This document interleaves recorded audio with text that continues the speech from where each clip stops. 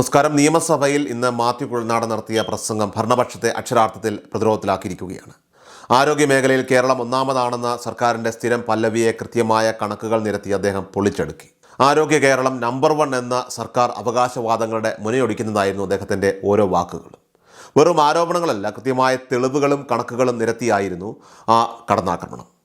ഏതൊക്കെ രോഗങ്ങളുടെ കാര്യത്തിലാണ് കേരളം ഇന്ന് ഒന്നാമതെത്തിയിരിക്കുന്നത് എന്ന കണക്കുകൾ സഹിതം കുഴൽനാടൻ വിശദീകരിച്ചപ്പോൾ സ്പീക്കർ പോലും അമ്പരന്നുപോയി. അഹങ്കാരം അവസാനിപ്പിക്കണം എന്ന് ആരോഗ്യമന്ത്രിയോട് ഉറക്കെ പ്രഖ്യാപിച്ചുകൊണ്ടാണ് അദ്ദേഹം തൻ്റെ പ്രസംഗം അവസാനിപ്പിച്ചത് തന്നെ. ഇന്ന് സഭയിൽ മുഴങ്ങിയത് വെറുമൊരു പ്രസംഗമായിരുന്നില്ല, മറിച്ച് അത് വസ്തുതകളുടെയും ആർജവത്തിൻ്റെയും ഒരു പോരാട്ടമായിരുന്നു. വാക്കുകൾ കൊണ്ട് അമ്മാനമാടുകയല്ല, മറിച്ച് അറിവും സത്യവും കൃത്യമായി ആയുധമാക്കി മാത്യു കുഴൽനാടൻ നടത്തിയ ആ യുദ്ധം സഭയെ നിശബ്ദമാക്കി മാറ്റി. സത്യം പറയാൻ ഭയമില്ലാത്തവർക്ക് സഭയിൽ തലയുയർത്തി നിൽക്കാമെന്ന് അദ്ദേഹം ഒരിക്കൽ കൂടി തെളിയിച്ചു കഴിഞ്ഞു. ഏതായാലും ആ പ്രസംഗത്തിലെ പ്രസക്ത ഭാഗങ്ങളൊന്ന് കണ്ടുവരാം. സർ, ഈ ആരോഗ്യവകുപ്പുമായി ബന്ധപ്പെട്ട് ഞാനിവിടെ ഈ സഭയിൽ വന്ന സമയം മുതൽ നിരന്തരം ടോൾ ക്ലെയിംസ് ആണ്. പ്രത്യേകിച്ച് ആരോഗ്യമന്ത്രി ഈ സഭയിൽ തന്നെ എത്രയോ വട്ടം പറഞ്ഞിരിക്കുന്നു, കേരളമാണ് നമ്പർ 1, കേരളം ലോകത്തെ അമേരിക്കയിലും കടത്തി വെട്ടി നിൽക്കുക എന്നാണ് പറയുന്നത്. അതിനവർ എപ്പോഴും ഇപ്പൊ പറഞ്ഞില്ലേ, ഇപ്പൊ എനിക്ക് തൊട്ടു മുമ്പ് പ്രസംഗിച്ച മുരളി അദ്ദേഹം പറഞ്ഞില്ലേ, ഇവ ശിശുമരണ നിരക്ക്, മാതൃമരണ നിരക്ക് വളരെ കുറവാണ്, ലൈഫ് എക്സ്പെക്ടൻസി അല്ലെങ്കിൽ ആയുർദൈർഘ്യം കേരളത്തിൽ വളരെ കൂടുതലാണ്. ഞാൻ ആരോഗ്യമന്ത്രിക്ക് ഒരു ഡോക്യുമെന്റ് തരുന്നുണ്ട്. 1913 ബ്രിട്ടീഷുകാർ എഴുതിയ ഡോക്യുമെന്റാണ്. അതിൻ്റെ അവർ പറഞ്ഞിട്ടുണ്ട് ഇന്ത്യയിലെ ഏറ്റവും കൂടുതൽ ലൈഫ് എക്സ്പെക്ടൻസി ഉള്ളത് തിരുവിതാംകൂർ രാജ്യത്താണെന്ന് പറഞ്ഞിട്ടുണ്ട്. ഇത് 1913 മുതലുള്ള കാര്യമാണ് നിങ്ങൾ ഈ പറഞ്ഞുകൊണ്ടിരിക്കുന്നത്. പിന്നെ എനിക്ക് ഇന്ന് ഏറ്റവും ഇതായിട്ട് തോന്നിയത്, നിങ്ങൾ വളരെ അക്സെപ്റ്റ് ചെയ്ത് കഴിഞ്ഞ എത്രയോ നാളുകളായി ഈ അസംബ്ലി പറഞ്ഞുകൊണ്ടിരിക്കുകയാണ് കേരളത്തിലെ മാതൃമരണ നിരക്ക് കുറഞ്ഞു വരികയാണെന്ന്. ഞാൻ ഇന്ന് ഈ ഗവൺമെന്റ് ഇന്നത്തെ ദിവസം ടേബിൾ ചെയ്ത നമ്മുടെ ഇതുണ്ട്, എക്കണോമിക് റിവ്യൂ ഉണ്ട്. ആ എക്കണോമിക് റിവ്യൂവിന്റെ അധ്യായം 1 15ാമത്തെ പേജിൽ ഞാനൊരു 2 വരി വായിക്കാം. ഗർഭധാരണം മൂലമോ അലസൽ മൂലമോ 1,00,000 ജീവനുള്ള ജനങ്ങളിൽ എത്ര മാതൃമരണങ്ങൾ സംഭവിക്കുന്നു എന്നാണ് മാതൃമരണ നിരക്ക്. സ്ത്രീകൾക്കിടയിൽ ഗർഭധാരണവുമായി ബന്ധപ്പെട്ട് അപകട സാധ്യത പ്രതിനിധീകരിക്കാൻ MMR ഉപയോഗിക്കുന്നു. കേരളത്തിലെ MMR 2010 30 ആയിരുന്നത് 2021 19 2022 22 2023 25 രേഖപ്പെടുത്തിയിട്ടുണ്ട്. It's your document, it's your statics. ഇത് ഇന്ന് ടേബിൾ ചെയ്ത് ഇന്നത്തെ ദിവസം ടേബിൾ ചെയ്താണ് മാതൃമരണ നിരക്ക് കഴിഞ്ഞ ഓരോ വർഷവും. വാട്ട്സ് ഹാപ്പനിങ് അറൌണ്ട് ഈ സംസ്ഥാനം എന്താ സംഭവിച്ചുകൊണ്ടിരിക്കുന്നത്? അതുകൊണ്ട് നിങ്ങളുടെ ഈ നിലയ്ക്കുള്ള ക്ലെയിംസ് ദയവേത് ആദ്യം നിർത്തുക. ആദ്യം വളരെ ജനങ്ങളെ സേവിക്കാൻ പാകത്ത് എന്താണ് സംഭവം, എന്തെങ്കിലും തെറ്റുകുറ്റോ എന്തെങ്കിലും വീഴ്ചയോ പാളിച്ചോ പറ്റിയിട്ടുണ്ടെങ്കിൽ അത് പറയാൻ തയ്യാറാവുക. അതാണ് ആദ്യം ചെയ്യേണ്ടത്. ഞാൻ പിന്നെ ഒരു ആരോഗ്യ സംവിധാനത്തിൽ ഏറ്റവും ക്രിട്ടിക്കൽ എന്താണ് സാർ? ഏറ്റവും ക്രിട്ടിക്കൽ കെയർ ആണ്. നമ്മൾ ഒരു കാര്യം മനസ്സിലാക്കേണ്ടത്, കേരളത്തില് മെഡിക്കൽ കോളേജുകളിലല്ലാതെ ഒരു ജില്ലാ ആശുപത്രിയിലോ താലൂക്ക് ആശുപത്രിയിലോ എവിടെയും 24 hours ക്രിട്ടിക്കൽ കെയർ ഇല്ല. 24 hours ക്രിട്ടിക്കൽ കെയർ ഇല്ല. നിങ്ങൾക്ക് വേണ്ടി എനിക്ക് ഉണ്ടെന്ന് പറയാം, സൂപ്പർ സ്പെഷ്യാലിറ്റി ഡോക്ടർമാർ വേണം. ഇനി നിങ്ങളുടെ ആരോഗ്യ വകുപ്പിന്റെ സ്ട്രെങ്ത് എന്ന് പറയുന്നത് എന്താണ്? സൂപ്പർ സ്പെഷ്യാലിറ്റിയിൽ 6000-ലധികം ഡോക്ടർമാർ ആരോഗ്യ വകുപ്പിനുണ്ടെന്നാണ് ഞാൻ മനസ്സിലാക്കുന്നത്. 6013 എത്രയെങ്കിലും ആട്ടെ, 6000 ചില്ലാനും ഡോക്ടർമാരുണ്ട്. അതിൽ സൂപ്പർ സ്പെഷ്യാലിറ്റി ഡോക്ടർമാര് ടു മൈ നോളജ് കഴിഞ്ഞ ആഴ്ച വരെ ഉണ്ടായിരുന്നത് 20 പേരാണ്. 20 പേര്.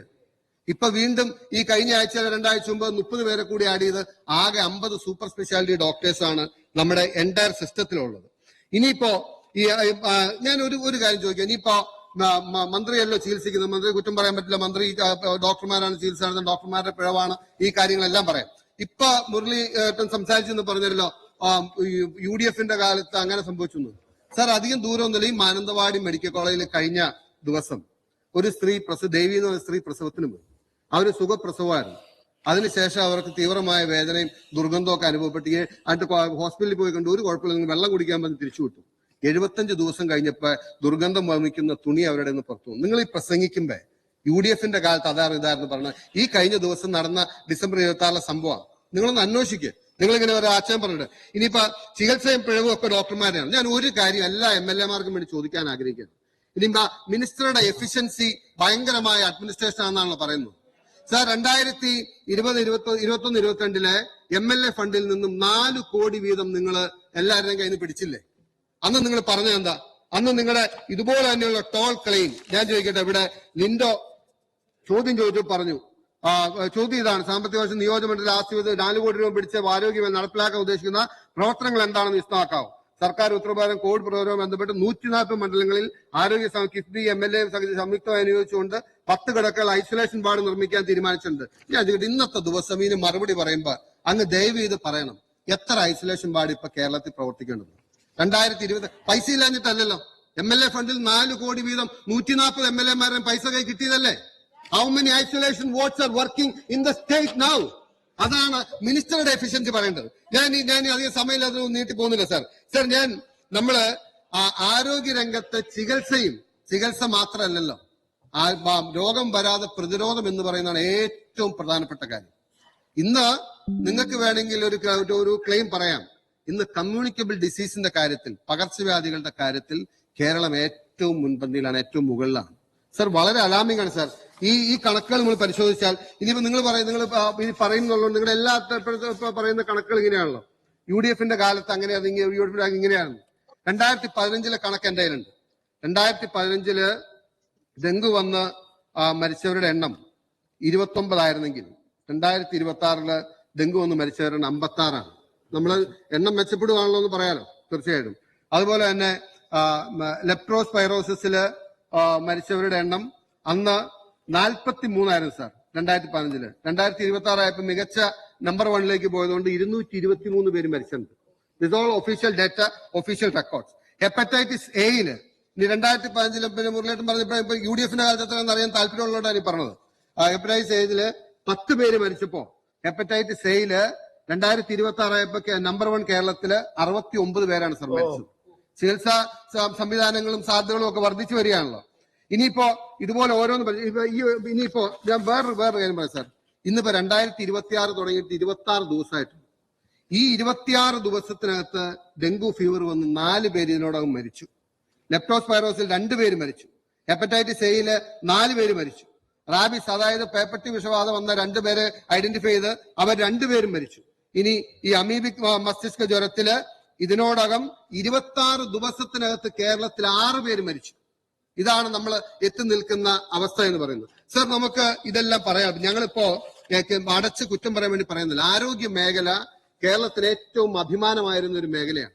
ഇപ്പോ എനിക്ക് എന്റെ ഒരു അനുഭവം ഉണ്ടായിരുന്നു. ഒരു അനുഭവം എന്റെ നിയോജകമണ്ഡലത്തിൽ ഒരു പ്രായമുള്ള ഒരു ചേട്ടൻ എന്നെ വിളിച്ച് വളരെ വൈൽഡായിട്ട് എന്നോട് പറഞ്ഞു, സാർ ഇവിടം വരെ വരണം സാർ, സാർ അഴിമതിക്കെതിരെയൊക്കെ വലിയ പോരാട്ടം നടത്തുന്ന ആളാണ്, സാറിന് ഇത് ചോദ്യം ചെയ്യാൻ ധൈര്യം ഉണ്ടെങ്കിൽ സാർ ഇവിടം വരെ ഒന്ന് വാ, കാർ കേൾക്കട്ടെ. വയലന്റ് ആയിട്ടാണ് സംസാരിക്കുന്നത്. കാര്യം ചോദിച്ചു കഴിഞ്ഞപ്പോ അദ്ദേഹം 4 വർഷം മുമ്പ് ആ ആശുപത്രിയിൽ പോയി അദ്ദേഹത്തിന്റെ കാർഡ് വെച്ച് ചികിത്സിച്ചാണ്. ഇപ്പൊ ആ കാർഡ് വെച്ച് ചികിത്സിക്കാൻ ചെന്നപ്പോ പൈസ അടക്കാൻ പറഞ്ഞു. ഇവര് അഴിമതി, പ്രായമുള്ള ആളാണ്, അദ്ദേഹത്തിന് അറിയാം, പറഞ്ഞാൽ മനസ്സിലാവുന്നില്ല. സാർ, ഞാൻ ഈ കാർഡ് കൊണ്ട് ഇവിടെ ചികിത്സിച്ച എന്നെ ഇപ്പൊ ഈ സ്ത്രീ എന്നോട് പൈസ അടക്കാൻ പറയാണ്. സാർ ഈ അഴിമതി ചോദ്യം ചെയ്യണമെന്ന് അവർ പറയാണ്. കാര്യമില്ല സാർ, ഈ കാസ്പിൽ നിന്നും നിങ്ങൾ പൈസ അടയ്ക്കാത്തതുകൊണ്ട് ആയിരക്കണക്കിന് ആശുപത്രികൾ പിൻവാങ്ങി. ഇവിടത്തെ കേരളത്തിലെ ജനങ്ങൾക്ക് കിട്ടിയിരുന്ന ഒരു ചികിത്സാ സൗകര്യം ഇല്ലാതായി. അതെല്ലാം നിങ്ങളുടെ അഡ്മിനിസ്ട്രേറ്റീവ് ഇൻഎഫിഷ്യൻസിയാണ്. നിങ്ങൾ അഡ്മിനിസ്ട്രേറ്റീവ് ഇൻഎഫിഷ്യൻസി അഡ്മിറ്റ് ചെയ്തില്ലെങ്കിലും നിങ്ങൾ ദയവ് ചെയ്ത് ഈ അഹങ്കാരം ഒന്ന് അവസാനിപ്പിക്കണം. ഈ അട്ടഹാസവും ഇതൊന്ന് അവസാനിപ്പിക്കും. ഞാൻ യഥാർത്ഥത്തിൽ നോക്കുമ്പോ ആരോഗ്യ വകുപ്പിൽ നമുക്ക് കാണാൻ കഴിയുന്നത് അഹങ്കാരവും ആക്ഷേപവുമാണ്. എപ്പോ സംസാരിച്ചാലും എന്ത് പറഞ്ഞാലും ആരെയും ആക്ഷേപിക്കാൻ ഒരു മടിയില്ല. ചെയ്തു വെച്ചിട്ടുള്ള കാര്യങ്ങളും നടന്നിട്ടുള്ള കാര്യങ്ങളും ആളുകൾ എണ്ണി പറഞ്ഞ നിങ്ങൾക്ക് ജനങ്ങളുടെ മുമ്പിൽ ഇറങ്ങാൻ കഴിയാതെ വരും. പക്ഷെ അതൊരു മര്യാദ കൊണ്ട് ഞങ്ങള് ഇല്ലാത്ത കാര്യങ്ങൾ പറഞ്ഞിട്ടില്ല, ഉള്ള കാര്യങ്ങൾ വേളം വെക്കില്ല. അതുകൊണ്ട് ദയവ് ചെയ്ത് വിനയത്തോടുകൂടി കറക്റ്റ് ചെയ്യാൻ പറ്റുന്ന കാര്യങ്ങൾ കറക്റ്റ് ചെയ്ത് മുന്നോട്ട് പോകാൻ വേണ്ടിയിട്ടാണ് ഞങ്ങൾ ഈ അടിയന്തര പ്രമേയം കൊണ്ടുവന്നത്. നിങ്ങൾക്ക് പറ്റുമെങ്കിൽ ഇത് ഉൾക്കൊണ്ട് മാറ്റാൻ പറ്റുന്ന കാര്യങ്ങൾ മനസ്സിലാക്കി നന്നാക്കുക, അല്ലെങ്കിൽ ജനങ്ങൾ അവരുടെ വിധി എഴുതട്ടെ.